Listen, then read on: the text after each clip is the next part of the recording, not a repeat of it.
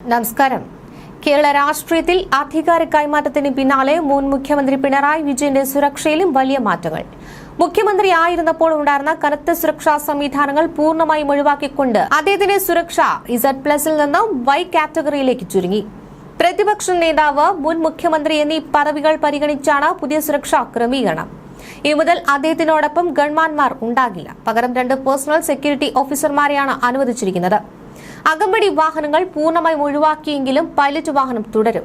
നവകേരള യാത്രയ്ക്കിടയിൽ youth Congress പ്രവർത്തകരെ മർദ്ദിച്ച കേസിൽ 1-ാം പ്രതിയായ മുൻ ഗൺമാൻ സന്ദീപ് ഇതോടെ പോലീസ് സേനയിലേക്ക് മടങ്ങിക്കഴിഞ്ഞു. എന്നാൽ കേസിലെ മറ്റൊരു പ്രതിയായ അനിൽകുമാർ ഇപ്പോഴും പിണറായി വിജയനൊപ്പം സുരക്ഷാ ചുമതലയിൽ തുടരുന്നുണ്ട്. അദ്ദേഹത്തിന്റെ വീടിന്റെ സുരക്ഷ വർദ്ധിപ്പിക്കണമോ എന്ന കാര്യം ആഭ്യന്തര സുരക്ഷാ വിലയിരുത്തൽ കമ്മിറ്റി പിന്നീട് തീരുമാനിക്കും. ഇതിനിടെ സുരക്ഷാ വലയങ്ങളൊന്നുമില്ലാതെ കണ്ണൂർ റെയിൽവേ സ്റ്റേഷനിലെ സാധാരണ സ്റ്റീൽ ബെഞ്ചിൽ ട്രെയിൻ കാത്തുനിന്ന പിണറായി വിജയന്റെ ചിത്രം സമൂഹ മാധ്യമങ്ങളിൽ വൻതോതിൽ വൈറലായി മാറിയിരിക്കുകയാണ്. പുതിയ MLA-മാരുടെ സത്യപ്രതിജ്ഞാ ചടങ്ങിൽ പങ്കെടുക്കാൻ തിരുവനന്തപുരത്തേക്ക് പോകുന്നതിനായി എത്തിയതായിരുന്നു അദ്ദേഹം.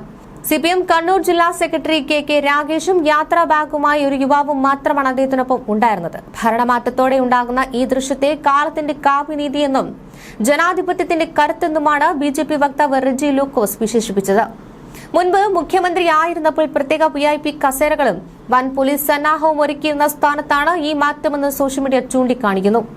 രാജാവിൽ നിന്ന് സഖാവിലേക്ക് ധാർഷ്ട്യത്തിനേറ്റ തിരിച്ചടി എന്നിങ്ങനെ വ്യത്യസ്തകരമായ കമന്റുകളും ട്രോളുകളും ചിത്രത്തിന് താഴെ നിറയുന്നുണ്ട്. അതേസമയം തെരഞ്ഞെടുപ്പ് പരാജയത്തിന് പിന്നാലെ പാർട്ടിക്കുള്ളിലെ ഭിന്നതകളും മറന്നേക്ക് പുറത്തുവരികയാണ്.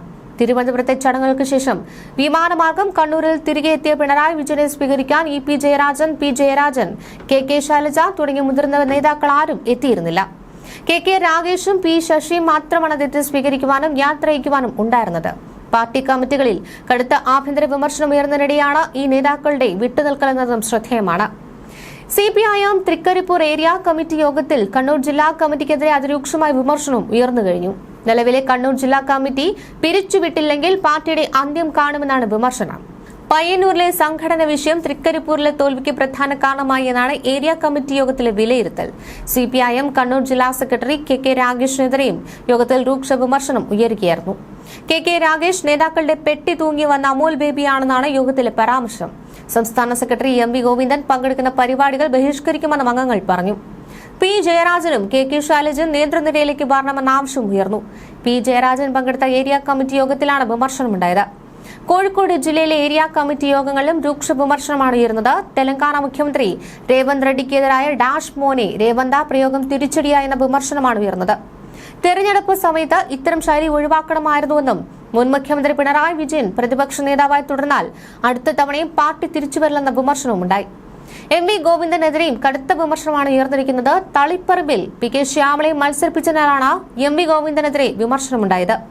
പേരാമ്പ്രയിൽ TP രാമകൃഷ്ണനെ മത്സരിപ്പിക്കേണ്ടതില്ലായിരുന്നുവെന്നും KK ശൈലജ ടീച്ചറെ സ്ഥാനാർത്ഥിയാക്കിയിരുന്നെങ്കിൽ തിരിച്ചടി ഉണ്ടാകില്ലായിരുന്നുവെന്നും അംഗങ്ങൾ പറഞ്ഞു. അതേസമയം കനത്ത തോൽവിയുടെ കാരണങ്ങൾ കണ്ടെത്തുവാൻ ചോദ്യാവലി തയ്യാറാക്കിയിരിക്കുകയാണ് CPIM. ലോക്കൽ കമ്മിറ്റികൾക്കാണ് 34 ചോദ്യങ്ങൾ ഉൾപ്പെട്ട ചോദ്യാവലി നൽകിയിരിക്കുന്നത്. ഓരോ ലോക്കൽ കമ്മിറ്റിയും റിപ്പോർട്ട് തയ്യാറാക്കി ചർച്ച ചെയ്ത് ഉടൻ തന്നെ ഏരിയ സെന്ററുകളിൽ എത്തിക്കുവാനാണ് നിർദ്ദേശം. പരാജയ കാരണം അണികളിൽ നിന്ന് കണ്ടെത്തുവാനുള്ള ശ്രമത്തിന്റെ ഭാഗമായാണ് വിവിധ ഘടകങ്ങളിൽ നിന്ന് അഭിപ്രായം സ്വരൂപിക്കുന്നതിനായി ചോദ്യാവലി തയ്യാറാക്കിയിരിക്കുന്നത്. ചോദ്യാവലിയിൽ പക്ഷേ നേതൃത്വത്തിനുണ്ടായ വീഴ്ചയെക്കുറിച്ചോ ഭരണതലത്തിലുണ്ടായ വീഴ്ചകളെക്കുറിച്ചോ ചോദ്യങ്ങളില്ല.